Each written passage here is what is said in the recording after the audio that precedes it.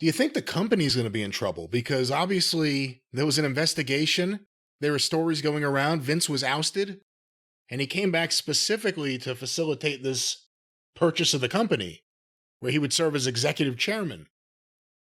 Well, but if you buy something legally from an asshole and a criminal that you intend to run fairly and above board and honestly, I don't even know what the end of that question is. Otherwise, then should you not be able to get a thing to use its powers for good because the guy you're buying it from is a subhuman cretin? If a subhuman cretin has a great asset to sell, maybe you buy it, but you probably don't put him as the head of the board of directors, the executive chairman of the board of directors. But was that the deal? Was that the only way they could get it? Was that, and then we know that, Vince was demoted or made ceremonial or whatever the phrase was they used the other day. He had really no control over anything anymore. He obviously was always going to want ownership of all that stock, all that money, basically. But was that also part of the deal? You got to put me somewhere, in this corporate structure, even in name only. And is that also why that he started converting his stock to what he could sell so that they could kind of slowly. And he got the rights to his life story. And he got the rights. They're going to slowly divest, right? But maybe this hastened the divesting. Boy, let me ask you this on the topic of, we'll see what happens at Ari Emanuel and Mark Shapiro and everyone there, Nick Khan. Who knew what, when, and who turned a blind eye? And did you know that Vince, again, we don't know what they knew Vince was doing, so we don't want to make any assumptions here. And to be honest, Hollywood types, if their understanding of it was superficial enough that it would be like, oh, he's hired his girlfriend to be an administrative something, you probably wouldn't dig into that. But the level of is Nick Khan actually in WWE headquarters every day, or is he still bopping around the world? We have a very robust office. Well, I'm glad you had that quote ready to go there. But the point is, that's what I'm saying is if they only had a superficial, Vince puts his girlfriends on the payroll, probably people in showbiz wouldn't think anything about that. And they would think everything was consensual, even if it was below board or whatever. But I can't imagine that these fucking professional people would not have prepared more statements and or ways to weasel out of it if they knew the extent of the story that was coming their way. Does that make sense to you?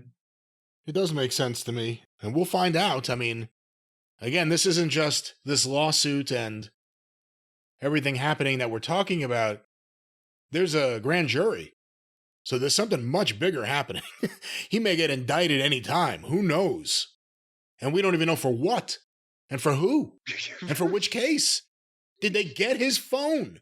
When did Vince have a cell phone when you were around him? No, remember we talked about that, I think a little while ago. Right as I left and came to Louisville, they started getting the Blackberries. But before that, just a regular cell phone that you could well, you know what? Yes. As a matter of fact, he had that was the first couple of years we had small ones that were available. And because when the first year I was up there, I had a beeper.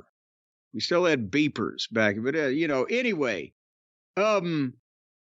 But, again, he had a phone in his fucking limousine, right? That was cool, too. The old phone in the limousine deal. But he was always, when I was around him, he was either in the limo, which he might be on, either one of the phones, or in the office, he'd be on his office phone, or at the house, his fucking office type phone at the house where it had all the lines and hold and blah, blah, blah, big desk job. He had it sitting on his dining room table whenever we'd have a writing meeting. So he was on a phone a bunch, but I never saw him actually make a personal fucking call. Or a selfie. Like that wasn't even a thing then. Oh, no. Good Lord, no. Well, again, we'll find out who knew what and when, but That was the WWE, or at least parts of the Royal Rumble post-show press conference, and Triple H has a lot to, the company has to figure out what they could say and what he could say, and if he can't say anything, don't put him out there. I think, maybe they ought to let Cody do it, because Cody can talk. Cody can sell things. He could sell an igloo to an Eskimo. Well, I guess an Eskimo would need an igloo.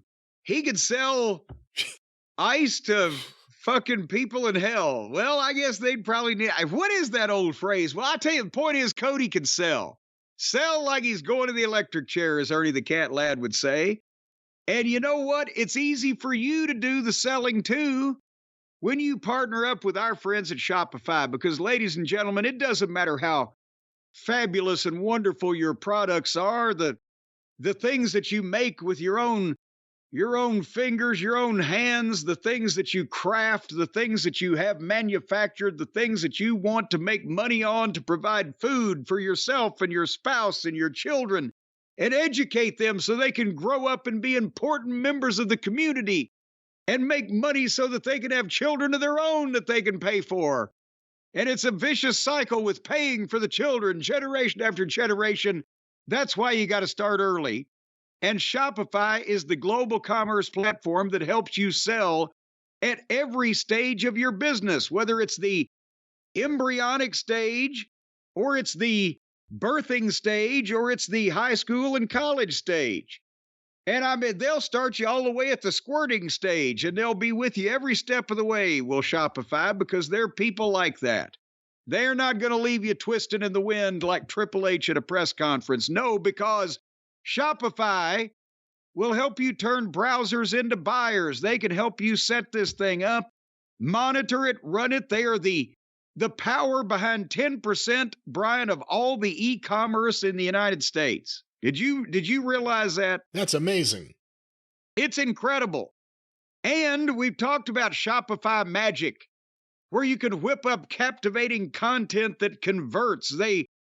Boom, you either snap your fingers or twinkle your nose and blog posts appear and product descriptions and fact answers and all those things. And they can grow your business thanks to an endless list of integrations. They are fully integrated. It's a come one, come all, no matter what your background, race, creed, or national origin. And they've got third-party apps. So, party on, Garth. You can bring party hats and noisemakers for the whole thing. But anyway, right now, Brian, you'll never guess.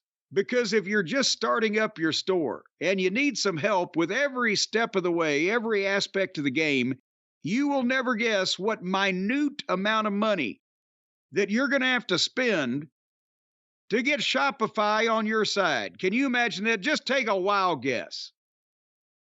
$10,000. No, think again. $75. Not even. $40. You are incorrect, sir. You can now sign up for a $1 a month trial period at shopify.com/JCE, all lowercase, by the way, that JCE. You can go out right now and just panhandle. Just go out with a hat or a box or a cup in your hand, try to limp, and maybe wear some old clothes, and just hold it in front of you at any street corner in America. No, and in probably 10 minutes or less, you can have the dollar that it will cost you to sign up for this $1 a month trial period at shopify.com/JCE. Don't panhandle. We don't advise anyone to do that, nor well, jaywalk. It doesn't have to be a pan. It could, like I said, a box or a cup. They don't call it a box handle. He's out there box handling. They don't say that. A cup handling. Just pull your pants out and let them drop the change right in the crotch of your pants there. Just pull it out at the waist, and you'll be like a human fucking coin depository there. You're going to be a human coin depository when they take it down to the tombs. You're going to get arrested for that shit. What are you talking about? Well, I didn't say pull them down, just pull them out. If the guy giving you the change looks down, that's up to him. You didn't ask for that. But nevertheless, they will give you money on a street corner enough in a shorter period of time that you can sign up for this at shopify.com/JCE $1 a month trial period to grow your business no matter what stage you're in or what state you're in, as a matter of fact. Hopefully not in a state of inebriation. Shopify.com/JCE. That's right.